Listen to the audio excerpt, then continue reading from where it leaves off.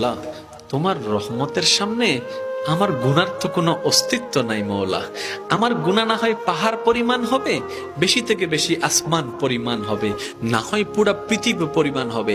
তোমার রহমত তো অগণিত, তোমার রহমত তো অসীম, তোমার রহমত তো আনলিমিটেড।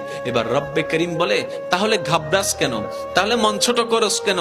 আরে গুনাহ করেছো তো করেছো, কি হয়েছে?